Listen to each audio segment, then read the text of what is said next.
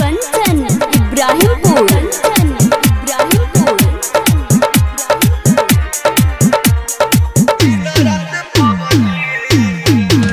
तोहके भूले खातिर लबजी रे खेली दिन रात पबजी रे।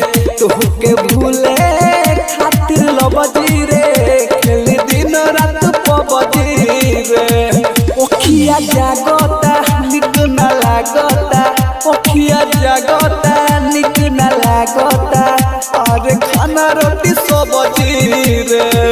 तोहके भूले खातिर लबजी रे खेली दिन रात पबजी रे। तोहके भूले खातिर लबजी रे रोज खेलतानी पबजी रे। अब कमला के छोड़बे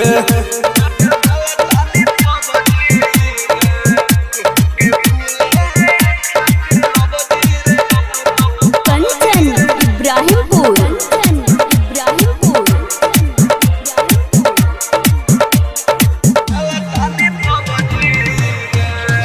दिन भरवा घरवा छोड़ी रही बहरा रे।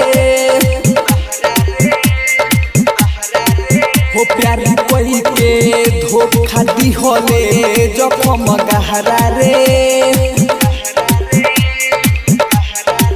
हो दिन भरवा घरवा छोड़ी रही बहरा रे।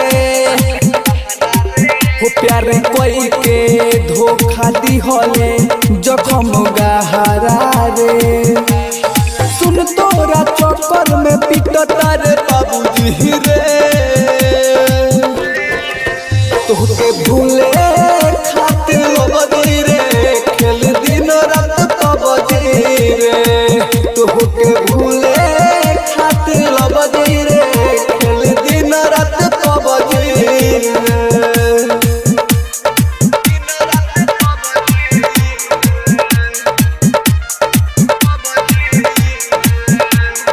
कंचन इब्राहिमपुर मिक्स भाग पल्लवी रिकॉर्डिंग स्टूडियो मछिया मोड़। देह तो खुश सुननी बारे परमोद के संगवा रे। हुआ के देखू रोज पीले बिसकिया रमावा रे। होते तो खुश सुननी बारे परमोद के संगवा रे। हुआ के देखू रोज पीले बिसकिया रमावा रे।